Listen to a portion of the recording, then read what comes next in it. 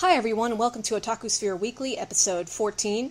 Oh wait, I wanted to say that it was actually Cake Weekly, the podcast all about cake, but I totally slipped my mind till it was too late. Maybe next week. Okay, with me tonight are Lifesong. Hello. Sal. Good evening. LB could not be here tonight, unfortunately. And I'm Karen, because I apparently forgot to mention that. Okay, a little bit all over the place tonight, but I like it. It's real. Keeping it genuine. Okay, so we're going to start with genuine... I'm sorry, I'm losing it. We're going to start with general Otaku Chat. Crunchyroll had a big announcement coming out of Anime Expo that they're getting into the home video market, that they're putting out some things on DVD and Blu-ray, including the new Berserk, what else, Big Order, Myriad Colors, Phantom World, a whole bunch of stuff. And not only are they putting it out on DVD, but they're also going to be dubbing it, which is kind of a game changer for this industry. And I'm kind of flummoxed by it. I don't really even know. I don't know what to think at this point. Sal, do you have any thoughts you want to share on this? Yeah, all right. Since I did a post about it a while back, I have this little speculation that maybe what this means for Crunchyroll is whatever shows they get for simulcasting, they'll get the first dibs on what they want to dub and give in home release. And my guess after that is whatever they probably have, they don't have any interest in releasing. Maybe the other companies can still grab that stuff from them. I wouldn't assume they get first pick. I mean, maybe they do with some stuff, but I think Funimation is still a pretty powerful force in the industry. Yeah. So. I mean, I really don't know how the specifics of that work. I was referring to the stuff that Crunchyroll picks up for simulcasting, that the stuff that they get for the simulcasting deal in general. Oh, okay. If Funimation passes it up for streaming, then you may be right. I thought you just meant, for some reason I thought you said Crunchyroll gets first pick overall forever. What I meant was first dibs on whatever stuff they have that's already in their streaming library that they picked up for simulcasting. Yeah. And then whatever's left over, I guess it's still okay for the other companies to want to release that stuff themselves. Yeah, the whole thing might be a move that allows them more licensing weight with what they do stream. Because Funimation has really been competing pretty hardcore with streaming lately. So this could be them fighting back and saying, okay, well, if you want to do our part, we'll do yours. And we'll bring that back with the to the Japanese licensors and say, look, we're serious too. We do both. Here's another ridiculous thing about it. In the announcement, they didn't I don't think they specified what region they were going to target first. So I'm going to guess there's a chance that this deal could expand beyond North America, considering that Crunchyroll's almost everywhere now. That's true. Crunchyroll is a lot bigger than North America, and Funimation is very much focused in North America, and they're not everywhere else. Because they also have Spanish subs, Italian, and a bunch of other languages. So there's if this does well, they could expand this home release empire all over the place. We welcome our Crunchyroll overlords. Yeah, I guess the interesting part to me is. It makes me think: is there still money in this industry? Or are they doing this for just as an extension of the streaming market?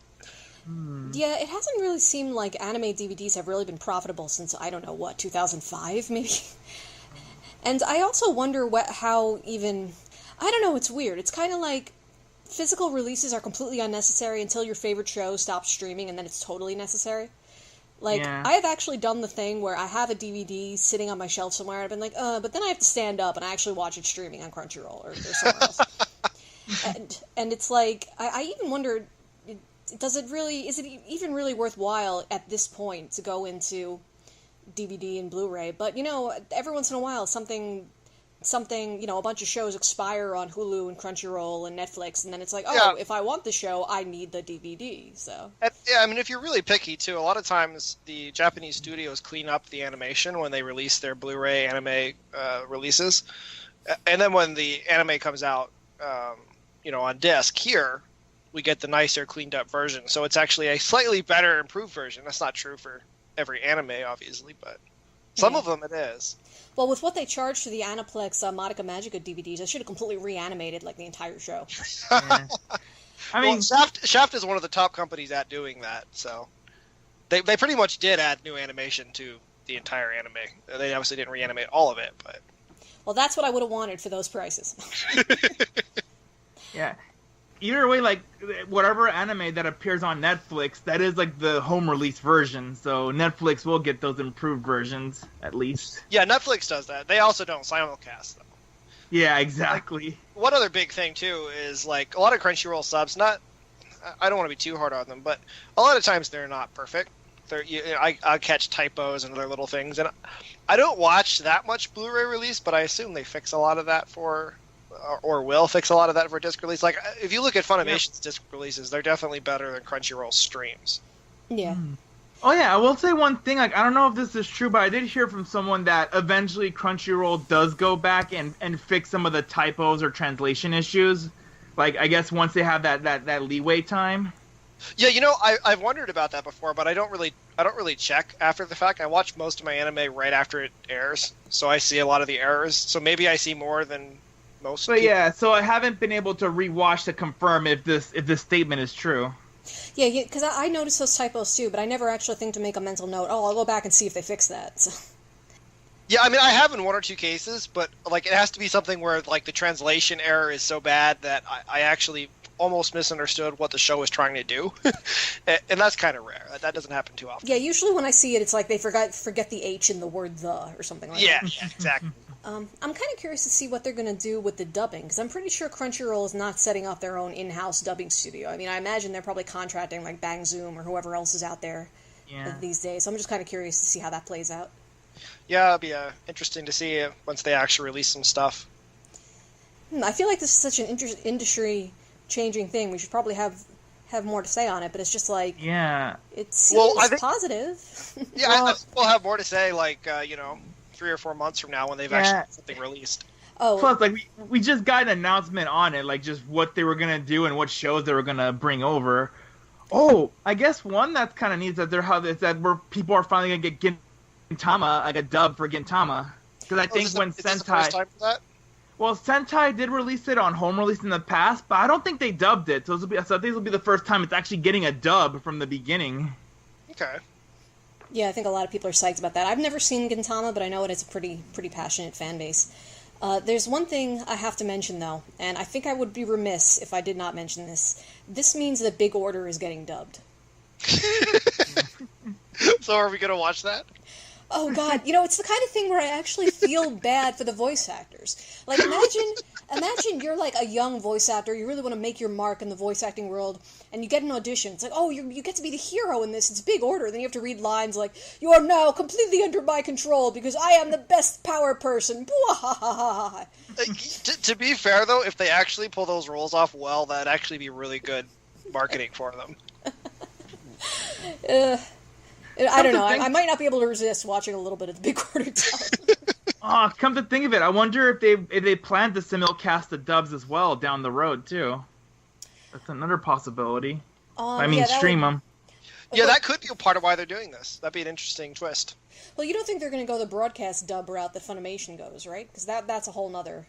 They might eventually. They might be wanting to do that. I mean, they're stepping into Funimation's territory already with licensing disc release. I mean, I think it's pretty clear to me that Funimation's not been real great at streaming, but they have been really good with their disc release. Yeah. And Crunchyroll's been the opposite. They don't even have disc releases, but they do really good streaming.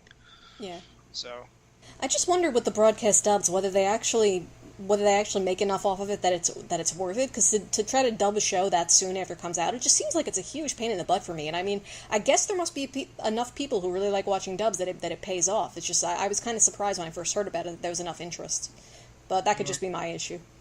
I guess that was thanks to Space Dandy why this happened.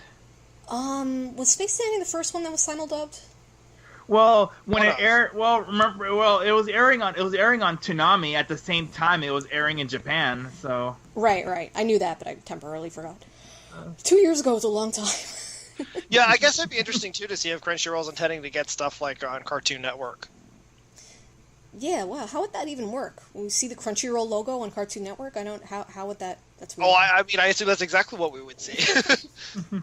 Whoa, man, that's trippy. That's like a crossing of the worlds there.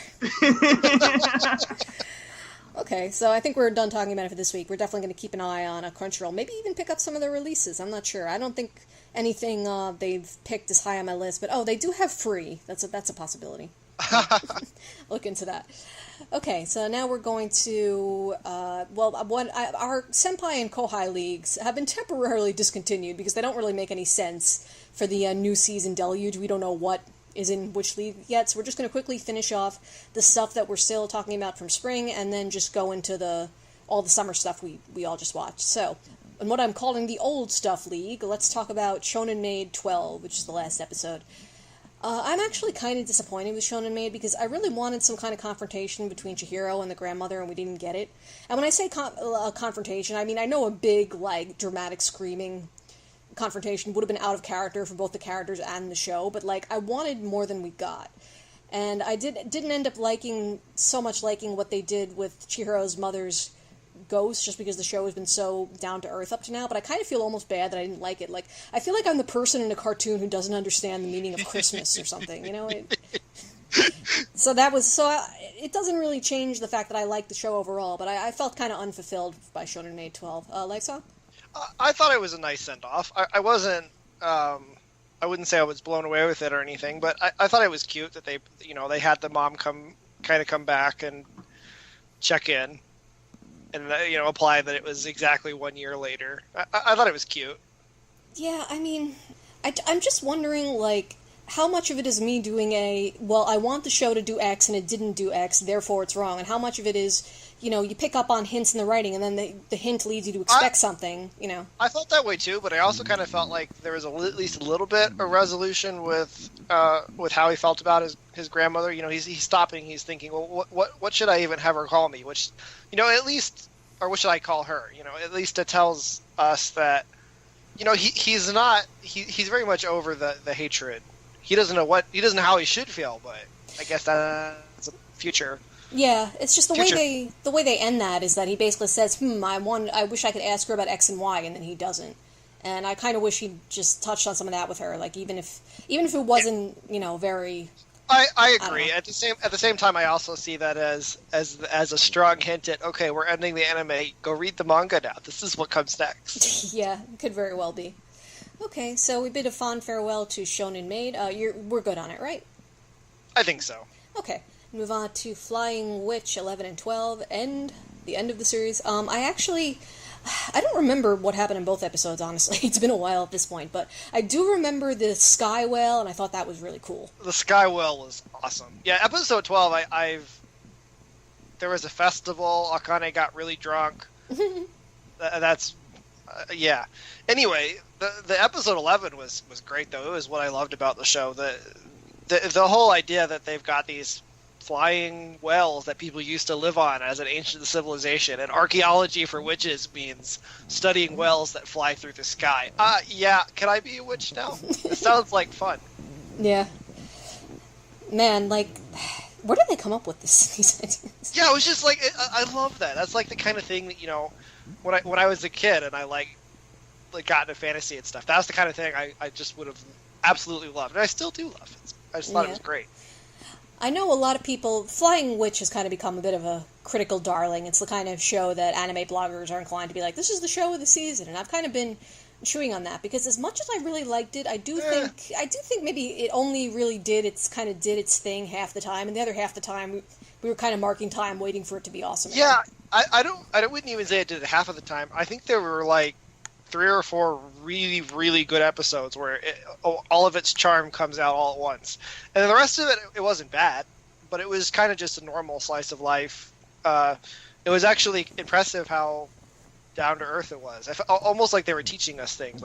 This is how you put onions in the microwave, and this is the difference between pancakes and hotcakes. Actually, I thought that was interesting. I didn't know that. Yeah, I didn't know that either. I've always kind of wondered if there was a technical difference between the two and why they have really fat pancakes in anime. I was like, oh, finally, answered. Cool. Yeah, sometimes there were questions you didn't know you were dying to know the answer to until Flying Witch comes along and just makes it happen. So. Yeah, now I gotta try next time I make pancakes. See if that works. If that's all it takes. Okay, so I'm just trying to think if there's anything else I want to say in summation of Flying Witch. If it were to get, say, a second season, I think I would want to watch it, but I would just hope that they pick up on the strong points of the season and they don't do more kind of meandering slice of life that doesn't capitalize on the whole witch thing. So yeah, more Sky Whales, more Ghost Cafe. Ghost Cafe, yeah, absolutely. Okay. Alright, so goodbye Flying Witch, we had fun with you, and we're gonna close out our old stuff league with ReZero14. And ReZero actually isn't old, it's still airing, but, it's from the spring season, so don't argue with my categorizations, people. I'm sorry, I'm very paranoid tonight, and I'm arguing with imaginary enemies. I know it's uncomfortable when this happens, just try to ride it out. Okay, so ReZero14, another episode after 13 that was really kind of painful to watching Subaru continue to have his epic meltdown. You want to go first, Life? Oh, man, Subaru, sit down, shut up, and start listening to what these people are telling you. He's his own worst enemy right now. Yeah, but you know what I noticed, though? It's like, I was thinking the same thing, like, oh god, shut up, oh god, stop saying that, oh, Amelia needs you, she needs you so much, blah, blah, blah, blah, blah. Then the more I thought about it, I was like, he's being an asshole, but he's kind of right, because I have a feeling if he wasn't there, Amelia probably wouldn't end up surviving. Rem probably wouldn't survive.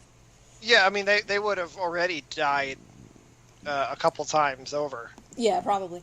Well, definitely, actually, because we know for sure Amelia would have died at least once. We don't know for sure that Amelia... Well, you know what? I will say this. We actually don't know for sure that Amelia would have died, but he definitely saved lives. I mean, Felt and Rom, they would have been toast. Yeah. So it's kind of like, on the one hand, I'm kind of, just as pained as everybody else watching him, but I'm like, it's weird that on one level he's kind of right, so why is this so painful if he's right?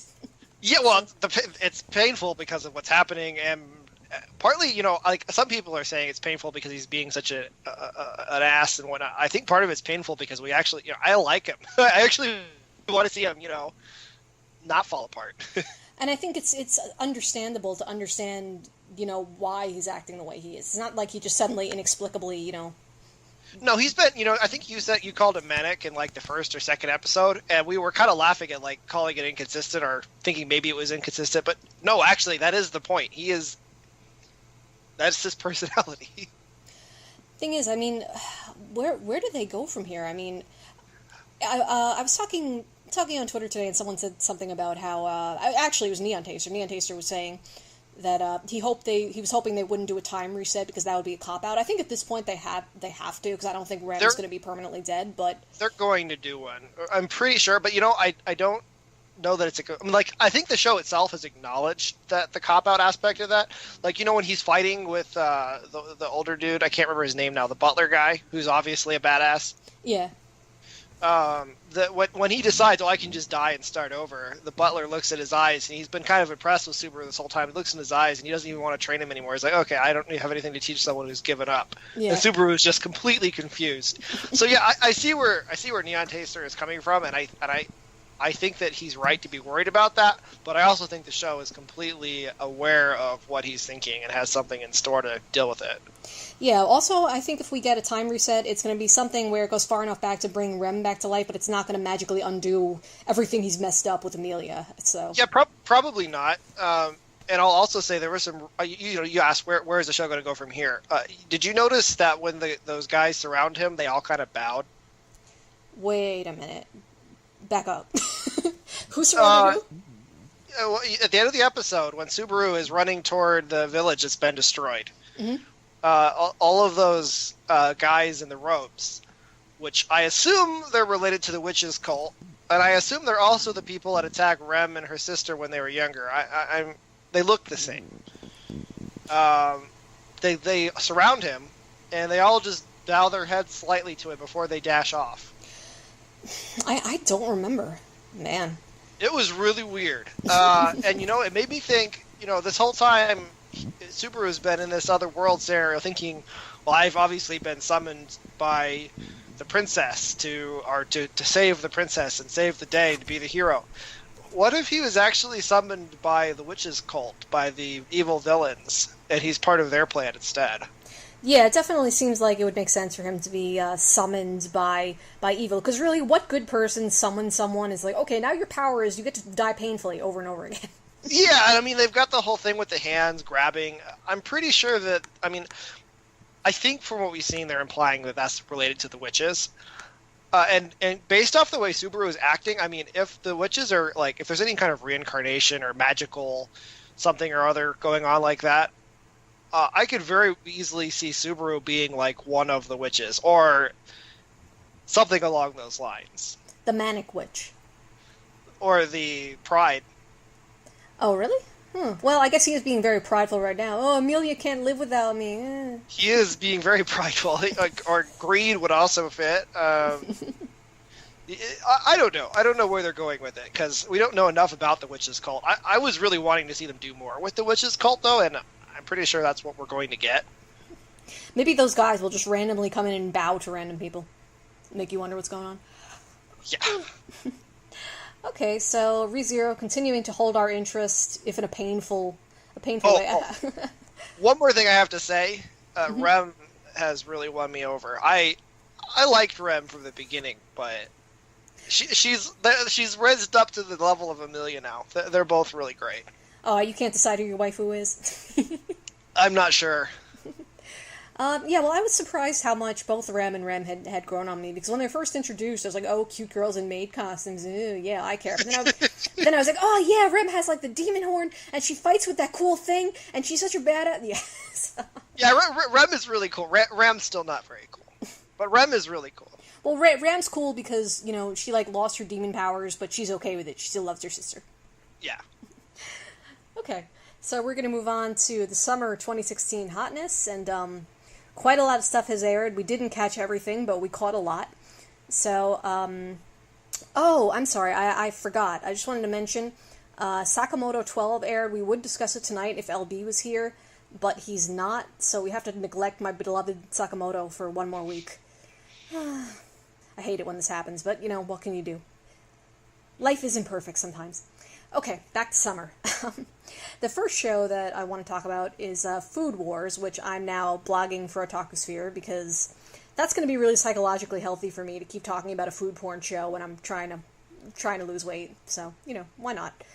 I like the fact that this episode dealt with molecular gastronomy and how it's kind of impressive, but it's also kind of, for some reason, everybody who does it is extremely obnoxious, and I'm just kind of glad to see that acknowledged. Maybe just because it fits all my biases, but I'm just like, yeah, you show that molecular gastronomy person. So they were obnoxious in the show?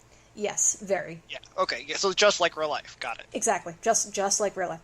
And, like, at one point, when the judges are judging the food, like, Alice, the molecular gastronomy girl, is, like, you know, chatting very amiably with Soma, and then people in the audience are like, why are they being so nice to each other? It's still in the middle of a competition. Someone's like, oh, she's being nice because she's messing with him. She doesn't think it's possible she'll lose, so she's just being really condescending to him.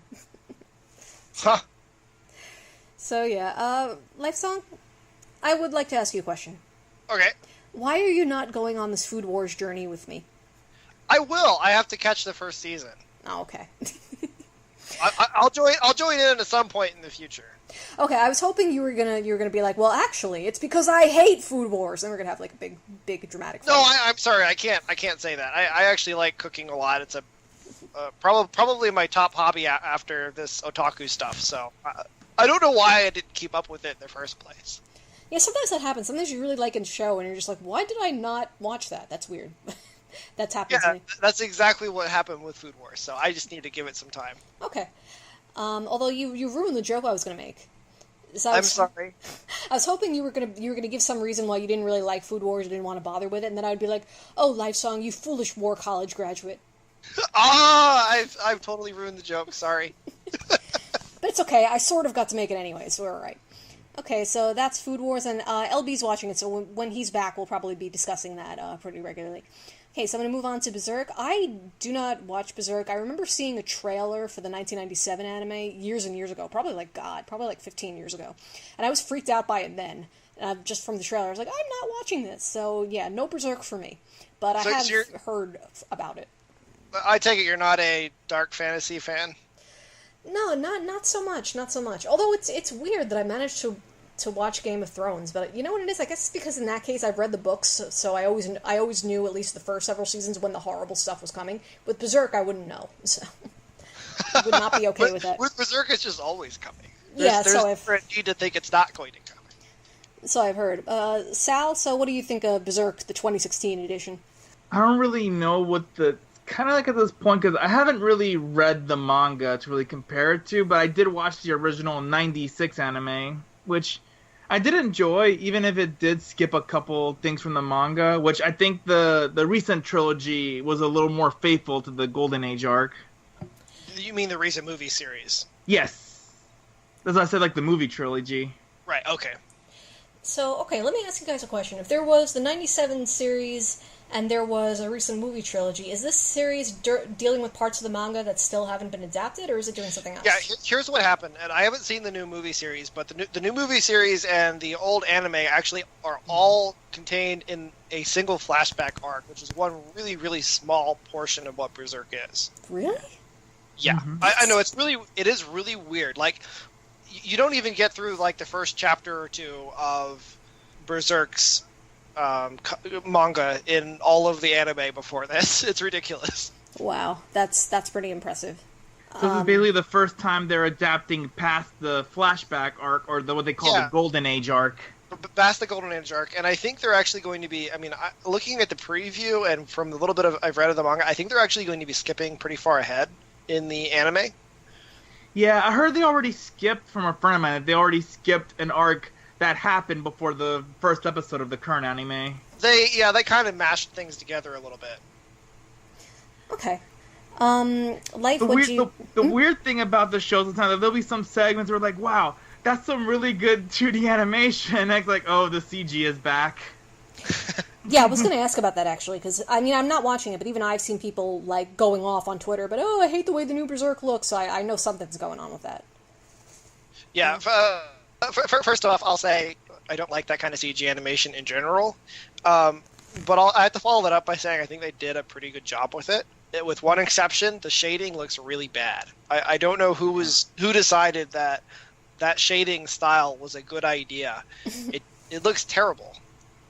Yeah. The bright side is that at least some of despite the CG being kind of weird, at least they're able to retain some of the creepy factor for some of the demons, like that tree that he fights towards the end. Yeah, well, the tree is great. The actual animation, like, during the fights, is fantastic. It's the slower bits that are a little bit more awkward, but I think this is a show where they can do okay with that, and, like, stuff like the walking around and whatnot, it wasn't so jarring that I wanted to look away in pain, which oftentimes things like this are on that level of bad, and this, it wasn't. Well, do you think Berserk was a well, I guess this is a bad question. I was going to ask you if you thought Berserk was a good choice for this kind of animation, but you don't like this kind of animation, so you don't think anything's a good choice for it. I prefer they don't do it, yeah, in general.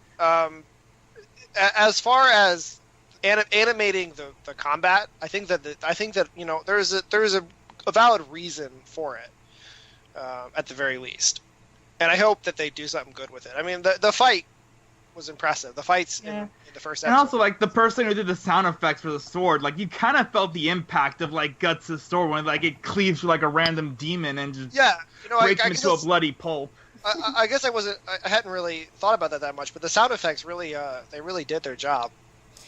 Yeah, I gotta actually start noticing sound, because I've noticed, Sal, that you tend to do that, and then I realize I often watch things with the volume pretty low. Well, sometimes I don't have a choice, because I don't want to wake the baby, but sometimes I just watch it low out of habit, and I'm like, oh, I didn't, like, even hear the soundtrack in that anime.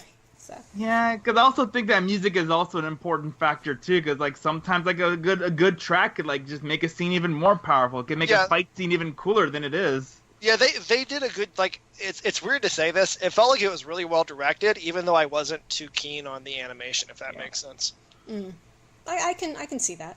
Yeah, I will say, like, I still enjoyed the show overall, like, so I guess I could say that it's a decent start for, like, people who maybe only saw the 96 anime or the movie trilogy. And you're both gonna be sticking with it? Yeah, I'm gonna be sticking with it. Yep, same here. Alright, so we're going to move on from Berserk, but I think that one's probably going to be Senpai League territory. Let's move on to something completely different, and I do mean completely. Sweetness and Lightning, heartwarming show about daddy who wants to learn how to cook for his little girl, and yeah, this was just super duper adorable, and I like food shows and I like adorable things, so yeah, I was pretty much sold before the word go, and this was pretty much what I was expecting. I was actually really impressed by how, I don't know, it had this really nice heartwarming aspect to it, and I definitely want to watch more of it. I was gonna say, as a fun fact, like apparently the little girl in that show was actually voiced by an actual kid. Oh, yeah, that's an 11-year-old kid. That's really cool, actually, that they did that.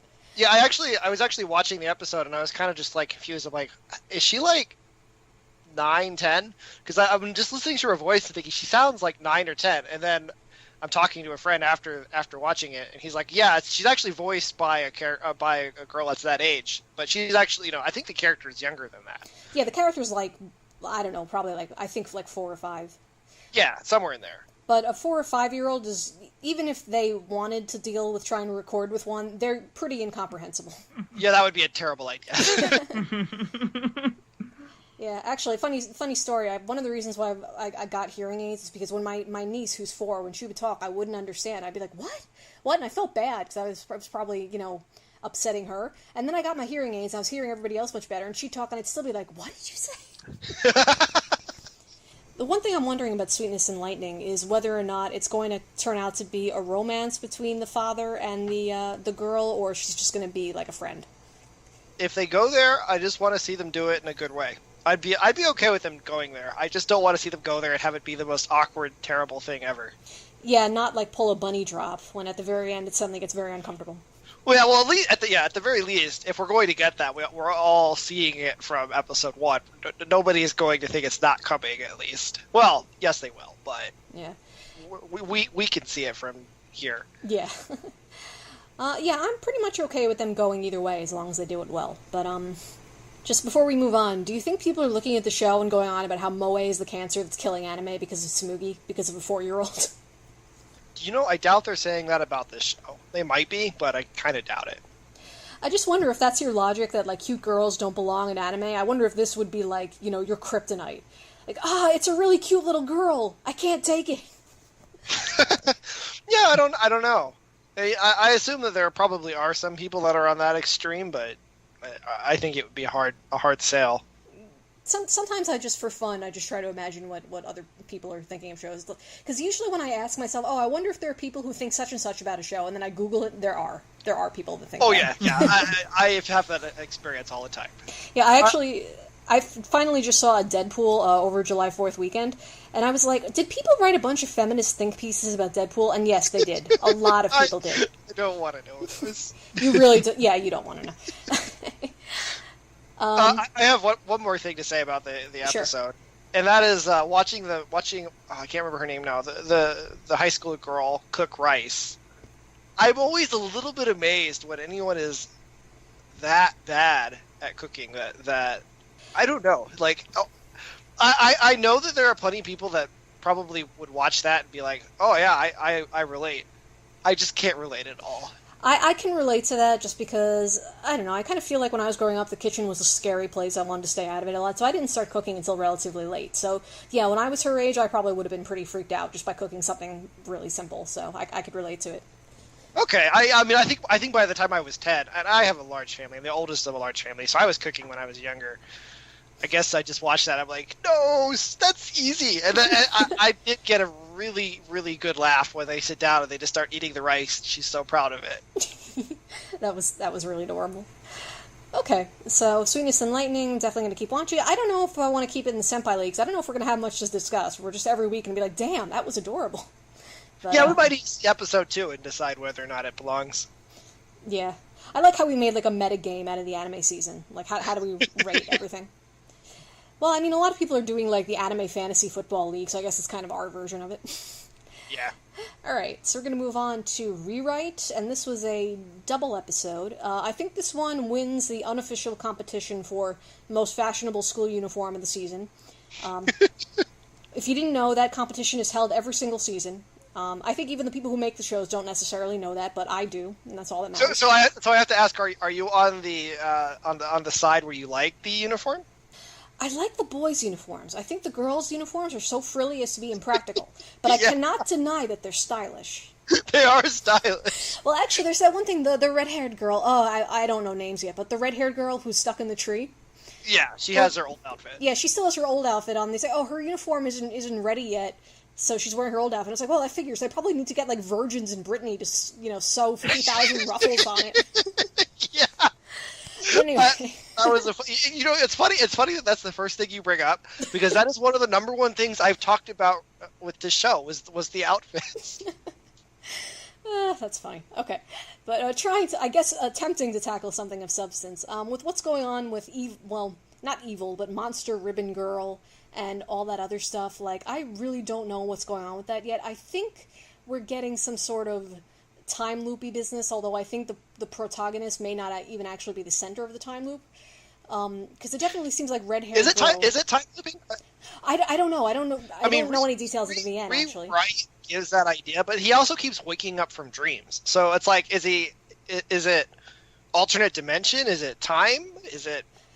Yeah, I'm not sure what it is, but the thing that made me think it was a time loop is because at one point the red-haired girl has, like, no interest in him, and then the next day she's, like, totally into him, and it's like, I bet she's coming from a different perspective. Like, she's either redoing this time or she's doing something like that. So yeah, they imply that she knows something, and that she's there for a purpose beyond just going to school.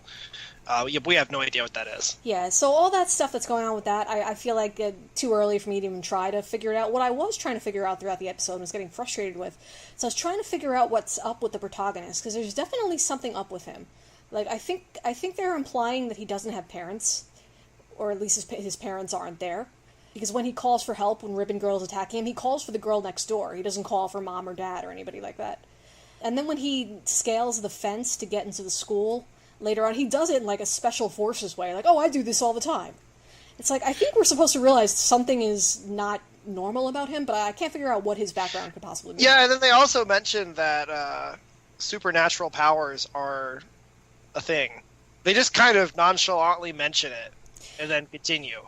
Yeah, and then he does something that seems like it might be a superpower thing at one point, but it's not really clear what he's doing. Yeah, I kind of felt like the whole episode was just a whole bunch of, oh, we're going to make you wonder, we're going to make you ask questions, we're going to make you want to know what's going on, and we're not going to tell you anything. Yeah, I kind of said, I think I actually said point blank at the end of the episode, I wonder how Lifesong is going to try to put this all together. Well, there you go. Did you like it, though? Because I'm not like, I didn't crazy love it, which I actually did, one or two others this season, but I like it enough, I want to give it another episode. I thought I was going to hate it, actually. Just looking at the studio and their history, and I guess knowing that it's an original route for the anime. Like, they're going to write this into the visual novel as like a expansion or a patch or something, but this is actually a new story that they're telling first in the anime. Maybe like the true route, or I'm not exactly sure how it works because I haven't read it, but they're doing something new here, and I kind of I didn't really think they'd be able to pull it off. But everyone, like, even talking to fans of the visual novels, those who I know, they seem to like it. They seem to be like, yeah, that was cool. And even the animation, which I was expecting to be terrible, frankly, was relatively good. I mean, it wasn't KyoAni, but it was way better than what I had expected. And yeah, I thought it was a good premiere. I mean, I wasn't blown away by it, but I thought it was a good premiere. Yeah, I'm a little worried with the series we'll be watching, and we'll be trying to figure things out. And somewhere around episode 8, we'll realize it's impossible to figure anything out. It's just. I doubt that, just because. Have you done any stories with? I'm going to say his name wrong. Romeo Tanaka before? Have you experienced any of his stuff? I don't think so. He is a good writer. Oh, okay. He's a really good writer. I can't see it going nowhere, and I'm pretty sure that he's writing the anime. Okay. Well, that gives me confidence, just because I don't want to go through. Well, not that this was really even the problem with the show, but I don't want to go through like another Lost Village situation where we're trying to put it together, and it's like it's never going to come together. It's never going to happen. So. Yeah, I think that at the very least we'll get something better than the Lost Village in terms of making sense of it. Yeah. And I think it'll happen probably sooner than that. I hope it will. Yeah.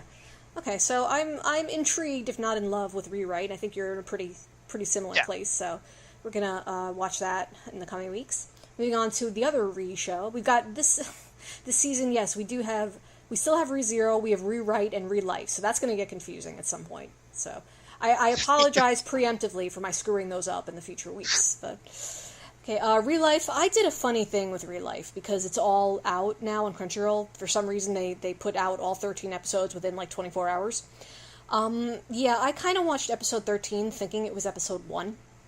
So, I'm watching it and I'm thinking, wow, this series really respects the audience. They're not introducing the characters at all. They're just trusting I'll keep up. That's a shame. And then I got to the end and I was like, oh my god, I can't believe I just did that. you should have trusted them less. I know. I was way too trusting. I was like, wow, what a ballsy approach. I see why some people were excited for this series. But yeah, I mean, after that, I did eventually go back and watch episode 1, so I've seen what I was supposed to see, but now I've been pretty much spoiled on everything. So, I mean, I guess I'll continue to watch it because I did like the first episode. I guess I'll just try to have amnesia about episode 13. I don't know. But the problem is, now that I'm thinking about rewrite, I keep thinking about episode 13 instead of episode 1. I mean, I liked 1, but I feel like it's really difficult for me to talk about it because now I'm completely spoiled on everything that happens. So what did you think of ReLife 1? No, I liked it. I wasn't as crazy about it as the other shows, but I thought it was a good, interesting start. I thought it was neat that he's like, did they they de-aged him and sent him back to school, but like there's no time travel involved. Is that right? Yeah, I'm pretty sure. Yeah, that's a neat twist on this whole thing, I guess. There are a couple of cool scenes, like when he's sitting there talking to the teacher, and you're just kind of like, obviously he's the older of the two, and it's just little neat things like that I thought were cool. Yeah, I like the fact that even though he now looks like a high school student, his perspective is now so different from the students. Right, and he's just completely like, and the whole thing with the cigarettes, where he's just like, yeah, sorry, it's habit. Like, that's not a good excuse.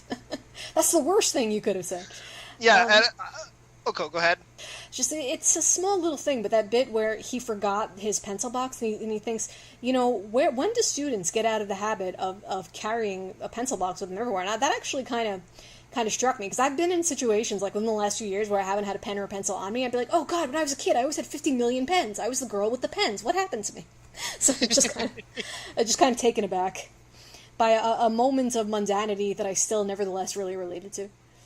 What should we do with the show? I think even though he's not here, I think LB would like to kind of pretend it's weekly and watch it that way. So do you want to do it that way? We could do it that way, or we could just watch it all and talk at the end of the season. I'd be cool with either. All right, we'll figure that out. We'll figure that out later. What about doing the in between, like a binge coverage, like cover like X amount of episodes each week? Oh, you're talking about being like moderate. We don't do that. I don't know. I guess we'll discuss it after the podcast because I'm not sure. I guess maybe it'll depend on how many shows everyone decides to stick with when you get to the drop period. Yeah, but I have to tell you, I mean, I'm actually liking way too much so far, and it might be a problem. This is actually turning out to be a better season than I expected. See, I told you, Life, you're gonna find a bunch of stuff to like. There's less than I don't have to watch 20 shows this season, but it's still pretty good. How am I ever going to watch Grimgar if there's all these shows keep being good? Anyway, I really do want to watch that friggin' show. Okay, but we're going to move on now to Taboo Tattoo, and this is one of the ones I watched that I didn't really get into. I just, the whole tone didn't work for me, because this is one of those shows where the action actually seems violent instead of just action. Like, you kind of cringe when you see people get kicked and punched and things, but then they try to kind of do these lighthearted jokes, and sometimes that can work really well, but for this show I just wasn't feeling it. Life, were you more favorably Yeah, I actually liked the thing you didn't like. I really did like the tone. I like how it was introduced. I liked how it was obviously on the more serious, brutal, I guess I don't know if calling it dark and edgy is accurate at this point, but it seems like it wants us to believe that that's where it's going to go. Yeah, it's definitely like supposed to be dark and edgy. Whether or not it succeeds at being dark and edgy. Whether or not it succeeds is up in the air. I thought the fights were pretty cool. I mean, that was a big selling point for me. And I like the protagonist. Like, I don't remember his name yet, but just his general attitude and his I want to be stronger. It's like, yeah, I can get into that. I thought that was fun. I wonder if it seemed this way to you, but just for some reason, like the opening scene in that anime, maybe just because it's so dark, it just seemed really cheaply done to me, and I was suddenly like, am I watching something that was animated in, like, 1994? And then the rest of the show came along, and it looked pretty much normal, but, like, just for, like, the first minute, I was like, there's something really off about this. With the really dark artwork. Yeah. You know, that's something I've noticed that JC staff likes to do in general with these urban fantasy type shows, and that's something I don't know, unique to them, but, like, they do that in Railgun, they do that in Index, they do that in a lot of those types of shows. So it might even just be like they're hinting, hey guys, we want you Index fans to pay attention here. We're those guys. We make good stuff. I don't know. That was my take on it. Yeah, it just I don't know. I mean, I thought, even though I kind of didn't like the way I don't know, sometimes action just has this edge to it where it makes me kind of feel like, oh god, what if I was actually kicked in the spleen? That would hurt so much. And this show had that. It definitely looked painful. I will give you that. It was every impact hurt a little bit. Yeah, I mean, but still, even so, I mean, I still thought, like, when the silver-haired girl was doing all her kicking and stuff, it did actually look pretty cool. It's just there just wasn't anything to hook me in particular, so I don't think I'm going to be sticking with it. I gotcha. But I imagine you're probably going to be sticking with it at least for a little longer. Yeah, I'm enjoying it so far. Okay. All right, so we didn't agree on a show, so there. Yep. Oh, yeah. We'll have independent thoughts any day now. Okay, moving on to B Project, which is a boy idol anime. And this kind of made me appreciate Uta no Prince-sama, because at the very beginning they try to introduce, like, 10 idols from, like, 3 different groups at the same time. And I'm like, what the hell do you people think you're doing? And it just made me... I actually started kind of zoning out during the idol introductions. And it made me realize how, I can make fun of Uta no Prince-sama, but I know who all the dudes are, and they all look very distinct from each other, and they're all introduced to different, I think this is the same. I think this is the same people that made Uta no Prince-sama, if I'm not mistaken. Yeah, I was going to go on. That was what I was thinking when they kind of did the beginning introduction. But then toward the second half of the episode, or well, really most of the episode, to be fair, when they were focusing on just the 2 idols, and I was like, oh, okay, now this feels much more manageable now. And then I kind of those two were significantly more memorable than anyone else. Yeah. So I don't know, I kind of feel like B Project is just kind of like a stand-in for Prince-sama. I mean, I'm sure it'll prove to be different in some respects, but it just kind of feels like, well, there's no Prince-sama this season, so I guess I'll watch this. But yet it's pleasant enough that I guess I'll probably stick with it, at least for a while. What about you? I thought it was alright. I didn't really get into it. But I felt like it was, I don't know, I felt like it did do its job, and actually, of all the new idol shows, I think it was probably the best. Or at least I thought it was the most interesting. Oh, are you referring to Love Live? Love Live, and there was a third one. What was the other one? There was Idolmaster, even though that one ended. No, I mean this season. Oh. Yeah, it's at Suka Ray something. Okay. Yes. Yeah, I've never seen Love Live. I figured now was probably not the time to start. Maybe that was a mistake. I don't know, but it's wonderfully animated. Are we going to talk about it tonight, or should I save that for later? You know what? I didn't put it on the list, but it's a pretty high profile show, so maybe you should just mention it briefly. Yeah, I'll just mention it briefly. It was, I mean, I was very much impressed by the animation. It's one of the best animated shows of the season. Like, wow. I haven't seen all of Love Live. I've just seen the very beginning, so I can compare where Love Live started to where it is now. It's like, yeah, I can tell they're making money with this show. Or at the very least, they're very passionate about it. They put so much energy into the character, though. Like, it almost has the, well, for me, and I know for some of my other friends I've talked to, it has, instead of having the get pumped up effect, it has the no, that's too much effect. Please calm down. Okay, now I want to see it, both because I like to see good animation, and I want to figure out what you're talking about there. So. Okay, so I'll probably be caught up on Love Live for next week. I'm going to move on to the Morose Monomonokean. Monomonokean? I'll figure that out next time, too. Something like that. Okay, and this show I actually wasn't going to watch because I read the summary and I saw something Exorcist. So I was like, I'm so over Exorcists right now. But then someone posted a screenshot from it showing an adorable fluffy thing. I was like, oh my god, where is the adorable fluffy thing? They're like, oh, the Morose Monomonokean. Oh, damn, I gotta watch that. But then I watched it and I loved it. This may be my favorite thing I watched all week. I thought it was kind of, they're very different shows, but it kind of had a little bit in common with Flying Witch and just doing that wonderful, whimsical, heartwarming, slightly strange, but mostly heartwarming sort of mood. And I just was really into it. What did you think of it, like? Yeah, I think I more or less agree. The only thing I'd point out is that I was flipping back a little bit and forth in my head. Do I like what it did with the Flying Witch aspect, or did I find all the yelling obnoxious and I don't want to watch anymore? And I'm probably still somewhere in between those two. I think I really need to see how the character dynamics evolve, but I kind of thought that I kind of found them annoying. I don't know. Did you find the back and forth between spiritual blonde-haired guy and protagonist Kun? You found that annoying? Yeah, I found that annoying. Oh, that's funny. That didn't even occur to me. Now that's probably going to be all I can think about. The shouting in particular. It's just when that happens in an anime, and that's kind of how your characters get introduced. That tends to be how the relationship is the entire show. So I stop and think about how it's going to continue like that, and I'm like, oh, please no.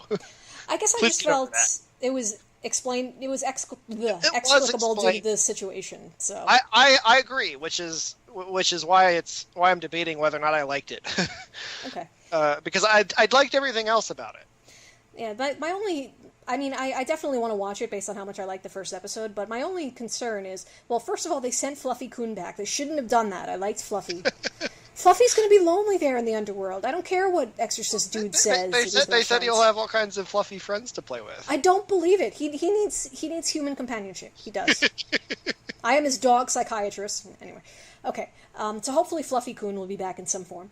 And, I'm a little bit afraid that what's going to happen is they're going to end up doing, like, every episode they meet a new yokai, but then there's no underlying plot. Yeah, I kind of expect that's what's going to happen, and then they'll send him back, and he'll make a little bit of his money back, and they probably won't even finish it by the end of the anime.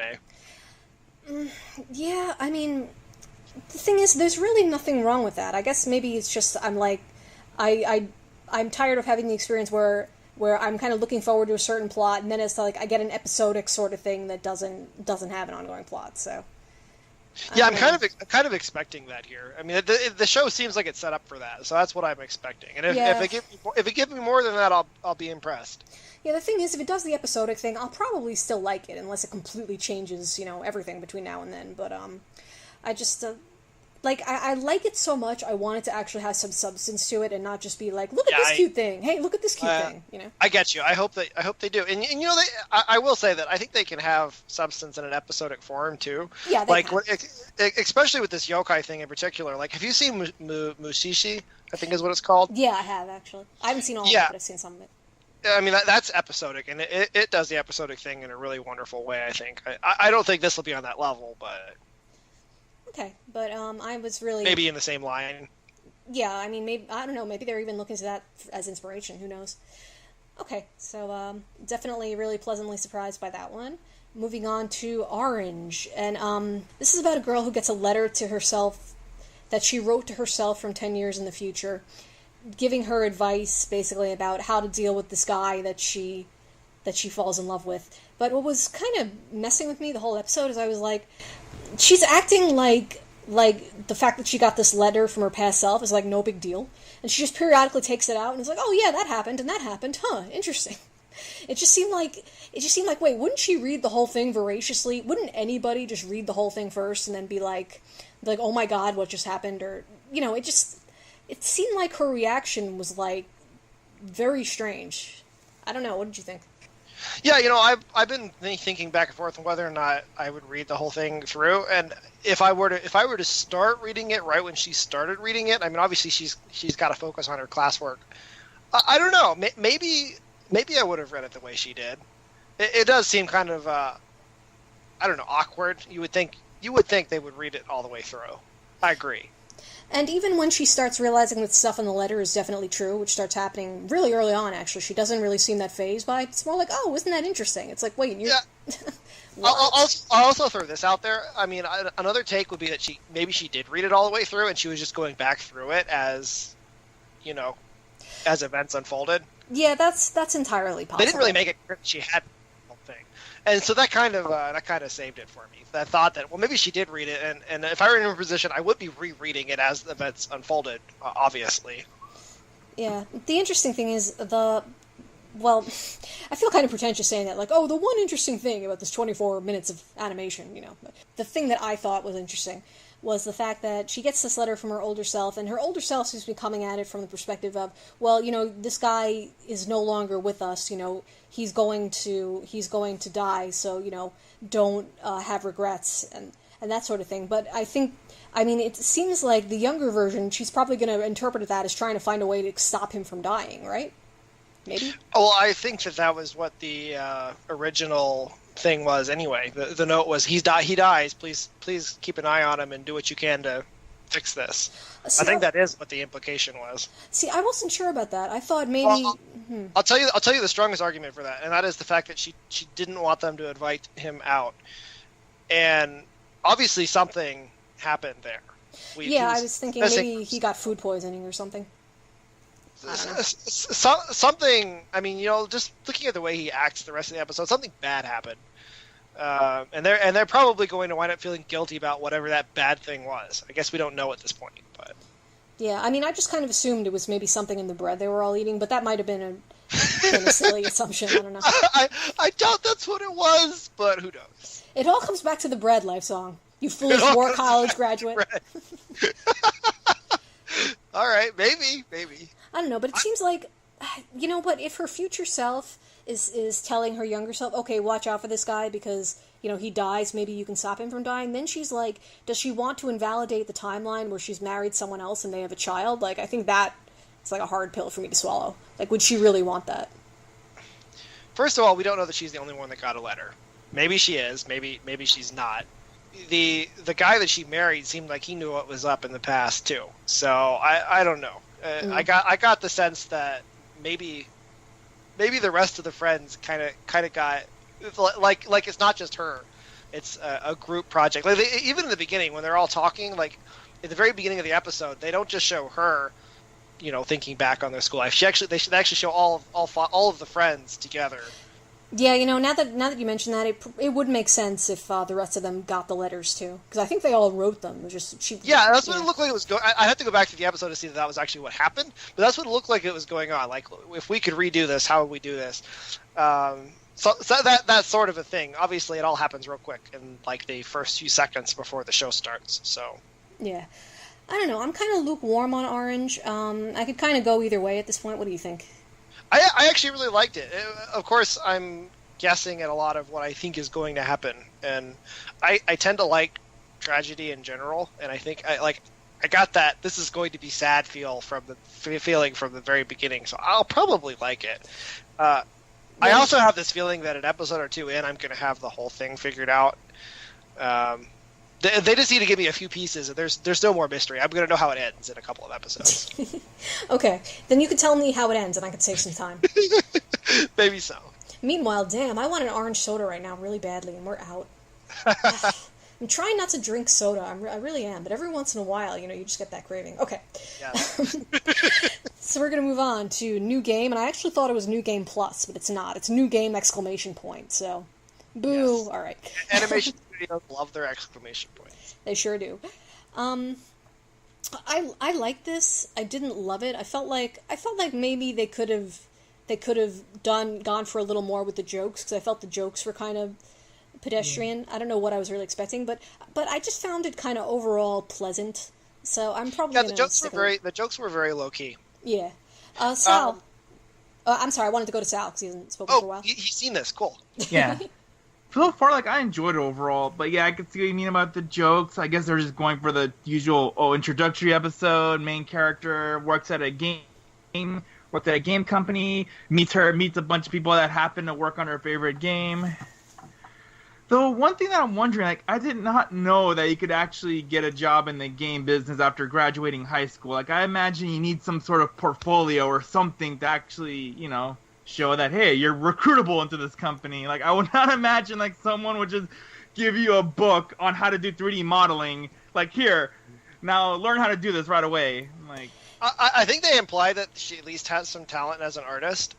Yeah, that's what I mentioned. That she at least was an artist in high school, but like, I don't know, like as a person because obviously the 3D program, since it was called Saya, it's obviously a reference to Autodesk Maya, and having worked with Maya before, I don't think anyone could actually.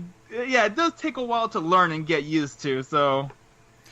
Yeah, I was looking at that and thinking, oh my god, this company actually provides on-the-job training? Does anyone really do that? Yeah. You know, I actually had a slightly different experience. I thought it was funny because that's basically when somebody at my work wants a new technical thing learned or done, they basically just give us a book and be like, here, this is going to be your job now. Learn how to do this. And I was like, oh wow, someone in the real world maybe does that too. It's funny. I just thought it was amazing that she's right out of high school, and they're actually like, well, you don't know how to do 3D yet, so okay, we'll train you.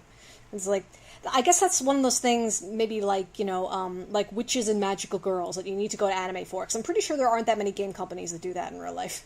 Probably. Yeah, because I think in real life, if you're going to do 3D, you have to have a portfolio of 3D stuff to show off to say, okay, this person can do 3D. Is she going to be doing 3D, or is she going to be drawing over the 3D? Because, I mean, that's the thing they do in... Well, we don't know her position. We don't know her position, so she could be part of the 3D team, or we'll see. Well, she's part of the character design team, but I guess we don't know exactly what she does. Well, if it's a 3D game, so like usually I know a character design, you'd have a person actually draw the character in different angles, and they import those characters to whatever 3D modeling program, and they use that as a reference. Okay, so you know a lot more about this than I do. Yeah. That's since I'm an animation school dropout. I hope they show a lot of the game they're making, because for some reason in my mind I've decided the game they're making is a lot like Otakusphere or something like that. So. You know what, the artwork did kind of have that feel to it. The little bit they showed. Yeah, and actually, you know what I think was the thing I related to in this episode, where new girl, purple haired twin tails girl, sits down and she's like, "Oh yeah, I'm at work now. I'm gonna do all this stuff, blah blah blah." And then she's like, "Oh, I have to go to the bathroom," and stands up. And for some reason, whenever you get a new job, I feel like the first day you're always like, you seem to spend your entire day figuring out like where the bathroom is and where the cafeteria is and all that stuff, and it feels like you do absolutely nothing. So. Yeah, I felt like they absolutely nailed the whole I've got a new job. You felt like you were there at her new job with her at an office, and I don't know if that's good or not for an anime, but they got it right. I think they did really. It came across in a real passionate way, even if it wasn't necessarily particularly funny. I thought the characters were really charming too. I'll throw that out there. Yeah, I mean, maybe I'm just being demanding, thinking, oh, I wish it was really funny on top of everything else. But I mean, it's charming enough and likable enough. I'm definitely sticking with it. So, anything further on new game ? Nope. Okay, so we're going to move on to Momokuri. And this is one of 2 shows this season about an older girl being into a younger guy. This one, she's only a year older than him and stalks him with her cell phone. And, see, this kind of has the disadvantage of being the more mild of the 2 shows with this premise, because now I just keep thinking of Hatsukoi Monster when I try to think of the show. Yes. So, but I don't know. I mean, I didn't dislike it. I imagine some people would find the stalker girl's behavior creepy, but it's supposed to be creepy.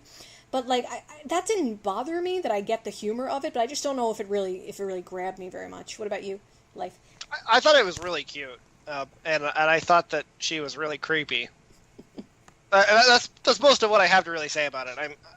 I thought it was I thought it was cute, and I thought it was creepy.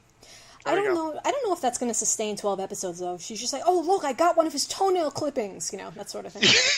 Yeah, I think that most of the fun I've had with this show is talking to friends about it who have also watched it, just because just. I guess making fun of how creepy she is. I don't know. Maybe I'll give it another episode or 2 and see if it surprises me. It could kind of go either way. All right. Moving on to this title: Hybrid X Heart Magias Academy Ataraxia. And for some reason, whenever a show has an X in it, it's one of these ridiculous fan service shows. Really, they should just put in triple X and just make it really clear.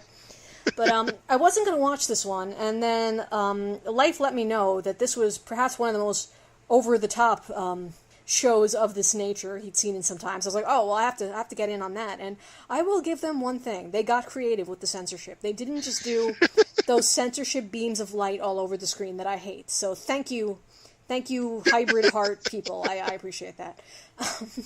I mean, this really isn't the kind of show I would keep up with. There really isn't. I don't feel like there's much here for me, unless maybe it just gets kind of funny how ridiculous it gets. But I think about one episode is really about all I needed of that. What do you think, Life? Yeah, I'll probably keep up with it. I mean, I don't feel too much of a desire to talk about it on a regular basis, but you know, I don't know. I thought it was funny, and I'm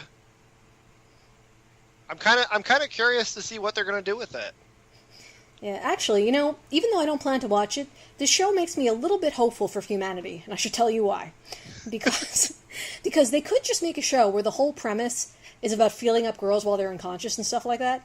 But they're like, no, we can't do that because that would be wrong. People would be creeped out by that. Let's make the premise he has to feel up the girls because he needs to save the world. They need to fight monsters that way.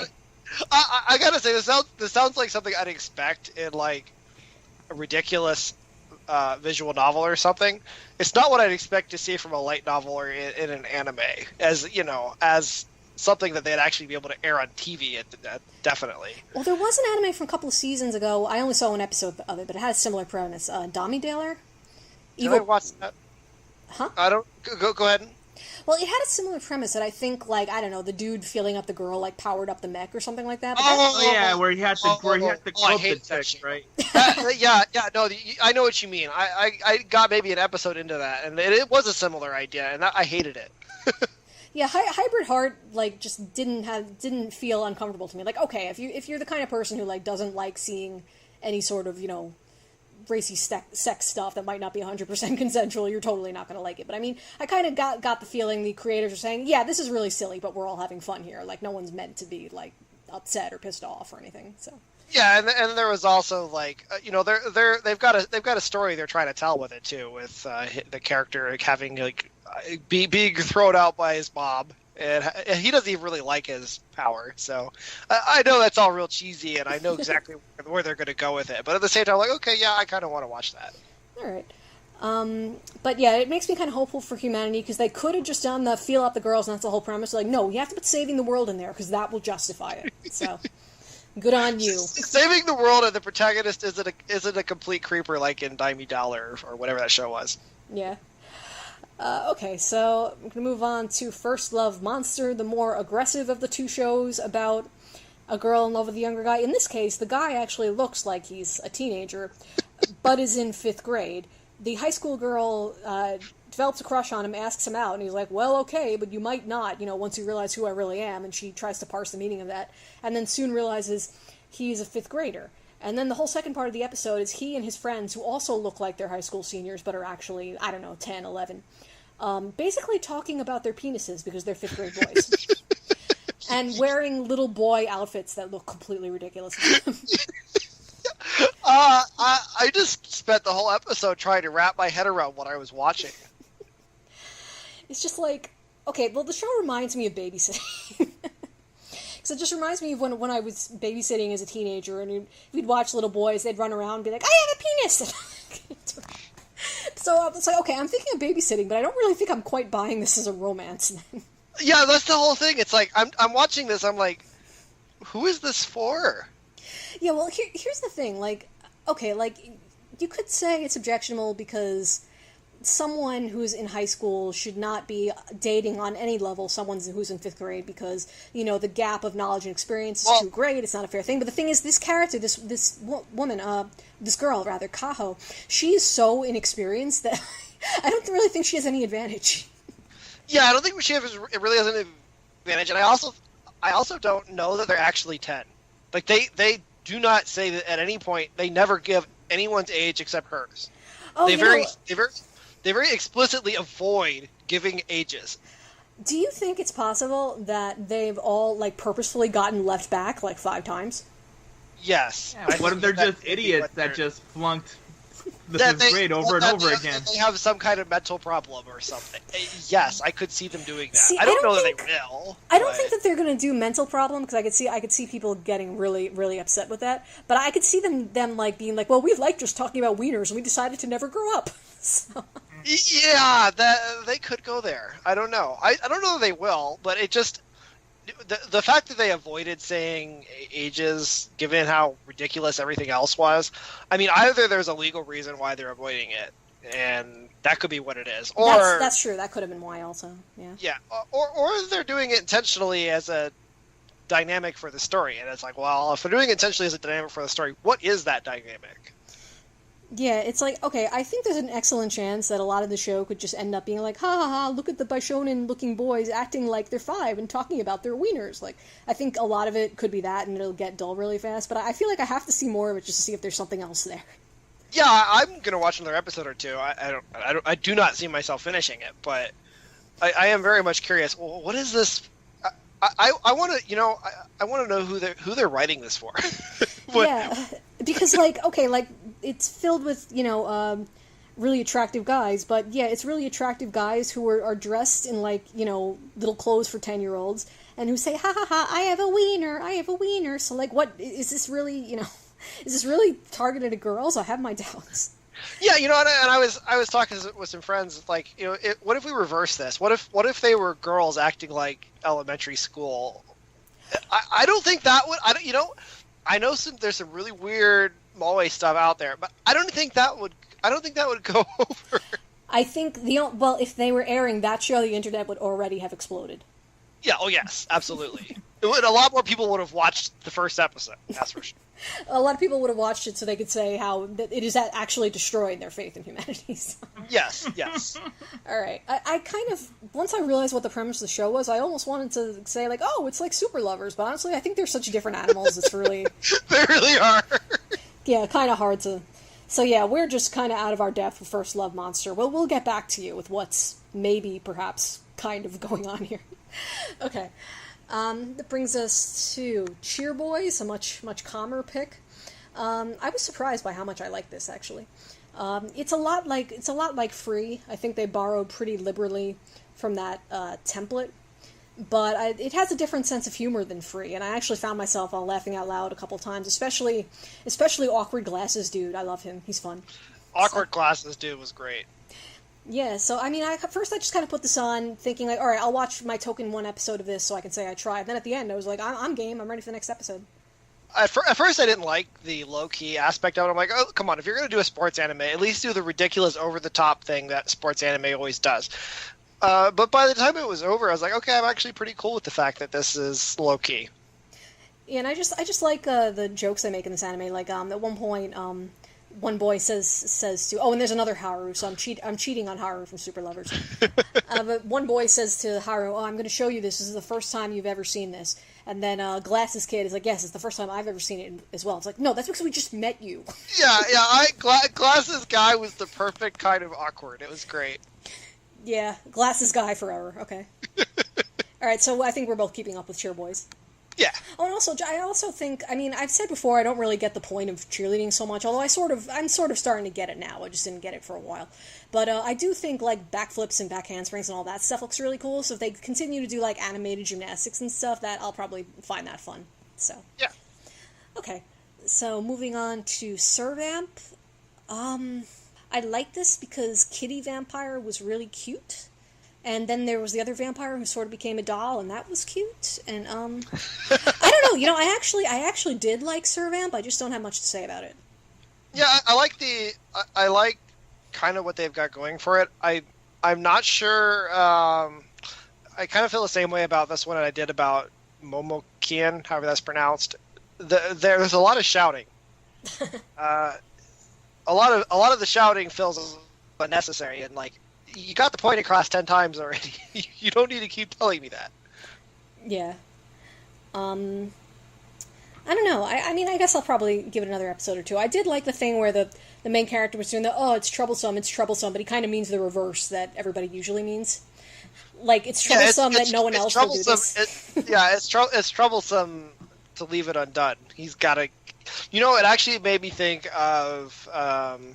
Chihiro from... Yes, me too. I was Shonen actually Maid. thinking during this episode, like, why was I not born like that? My house would be so clean. It would be awesome. I didn't think very many people were. I have met people like that on occasion, but there's not too many of them. Yeah. So we're going to pretend that Servamp is Shonen Maid, because that works. Shonen Maid just could have benefited from a couple of vampires. I mean, they got ghosts in there, right? So vampires is the same thing. Yeah, sure. Okay, so we'll keep up with that and see if it becomes something we have more to say about. I'm thinking Kohai League for that one, probably. Probably. Okay, Puzzle and Dragons X, I'm the only one who watched, but I wanted to point this out. If you thought that maybe there's a chance the dragons were completing any puzzles, they are not. I've watched it, and that's not what happens. It's kind of more of a Pokemon card game sort of business. I didn't dislike it, and I think that the cute things in it, like the little mascot thingies, are actually pretty darn cute. But it just... it's the kind of thing where if I see this new episode up, depending on how much time I have, I might watch it, but I could probably never see an episode of it again and be totally fine, because I'm really not the target demographic for this show. So, okay, now we're going to move on to shorts, including Bananya. Okay, now I think we can all agree, this is the show of the year, and everyone else is just, frankly, wasting their time. Am I right, Sal? Am I right or am I left? I mean, I wasn't laughing when I saw the first episode, but there's just so much potential. The fact that they're introducing the concept of bananas. Hey, let me finish. I was going to say, the fact that they were introducing the concept of bananas in the same manner of how the narrator in Space Dandy would start every episode. Like, they're making bananas into this big thing. Also, the part where the cat kept interrupting the narrator when he kept trying to say banana. Yeah, that was far funnier than it should have been. So, there's like, this show is definitely promising, and it does more with 3-minute time than a certain show that we saw last season that involved bread. I can't imagine what you could be talking about. I scrub my memories of shows that aren't. I wonder if part of why we're impressed is because of said show being so... Yes. you know, and that said show, if they had a cat, like a bread cat, it probably would have been the show of the year, but no. Yes. It had no cat. Bread cat. Such potential squandered. So, yeah, I mean, I really don't know if Bananya is going to give us anything to talk about, but just like I watched Go Go Goma-chan all the way to the end, just finished that today, actually, I'm definitely watching this, so. Although I do wonder, did the cat who's in the banana, did he eat the banana that he is inside of and is now living in the peel? Or was he, like, born inside that banana peel? I think he was born inside the banana peel. Yeah. Huh, that's kind of... And we know that it would have changed size as well, because one moment he was the size of a normal banana, and now he's like the size of a house cat. And his aspirations for the future kind of have some creepy implications. What were they again? Remind me. He wanted to be like a banana split or something like that. Oh, right, he wanted to be like a chocolate-covered banana. Okay, yeah, that's creepy. Yeah. Oh, chocolate-covered banana, that's what it was. So he's like that animal from the restaurant at the end of the universe who's been bred to want to be eaten. Yeah.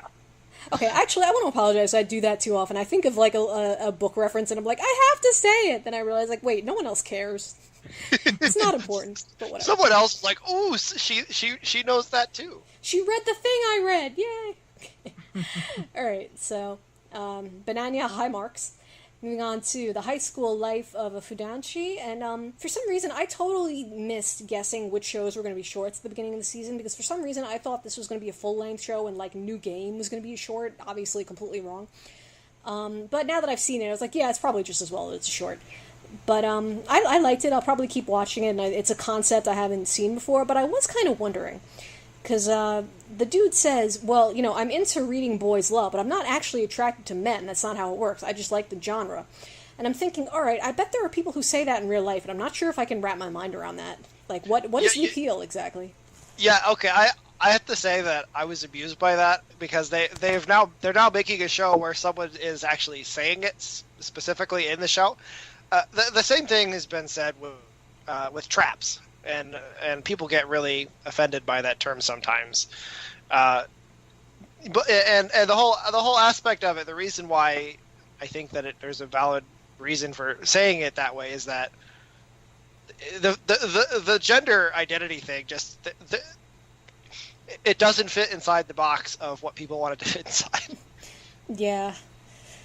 Now you said trap, and my mind is just going to like, is that an offensive term? Is it not an offensive term? I don't know. Maybe it depends on the context. That's a huge topic for another time, probably. Yeah, I know. I think it was officially one before the term became used widely on the internet, apparently. But that's a different topic for a different thing. Yeah, probably kind of a tangent from this, but Wait, so Fudanshi was referring to basically someone that reads like boys love, but it's a boy. It's like a yeah. and he's still identifies with being a guy that likes girls, basically, right? Well, the character in this show is, I think, a Fudanshi. I mean, I don't know much about it, but I think a Fudanshi or a boy Fujoshi. I'm assuming that could be a gay man. I don't see why not. So, I mean, yeah, I mean, they could just be making a joke of it in the beginning of the show, and maybe he is gay. But he does say, "I'm not gay. I just like enjoying the happiness of other people." I think that's exactly what he says. Yeah, I think if the joke was that he was gay and he was in denial, well, first of all, I don't think they would do that. I just don't think they would do that with this premise. But it would have played very differently. Yeah, I think it would have played out very differently. Okay, and oh my goodness, we're actually down to the last show on the list. I can't believe it. Maybe we're getting somewhat efficient. Okay, The Disastrous Life of Saiki K. This is one of the ones I read the premise and I was like, what? Excuse me? Like, oh, he has superpowers, but it's not that great? Like, what are you talking about? Then when I watched the show, I was like, oh, this makes total sense now. And I don't really get what the deal is with this show airing, because there were 4 episodes of it up on Funimation today, and I just watched all 4 of them. 4 3-minute episodes. And I actually really liked it quite a lot, but I don't know really what's going on with it scheduling-wise. Lifesong, do you know more than I do? No, actually, I'm realizing I have no idea what this is. I will have to watch it for next week. Oh, okay, I'm sorry. I thought it was on your list, but it wasn't. So. Yeah, I guess not. I mean, I looked over your list and I thought I had everything. I thought I told you everything that I'd watched, or I thought I confirmed that I'd watched everything else on the list. But I guess I just missed this one.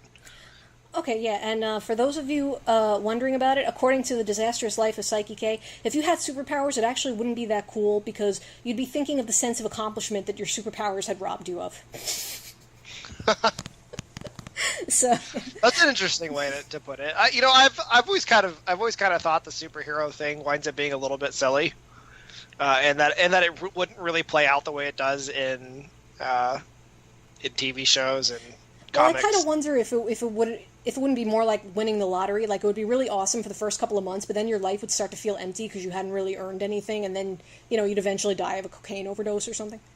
Yeah, and I also just think in general, it wouldn't be the positive influence on you that, like, with great power brings great responsibility. The line from Spider-Man.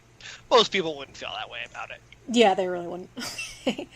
All right, so there's still a bunch of stuff, I think, that won't be ready until next week. Although honestly, I've lost track. I don't even know how much stuff has yet to premiere. But we got all the re-shows. That's really all that matters. I think we still got a decent bit left. Yeah. Okay. All right. So I feel like I guess we're done for this week. I actually feel like we did kind of a short podcast, but I think that's just because the last 2 or 3 episodes have been so long. Probably wasn't short at all. All right, well, but nevertheless, short podcast, long podcast, whatever it was. Thank you, listeners, as always, and we'll be back next week with more summer sizzling. Oh God, I can't do it. Just more summer anime. It's not sizzling. It's really not. Good night, everybody. Good night. Good night.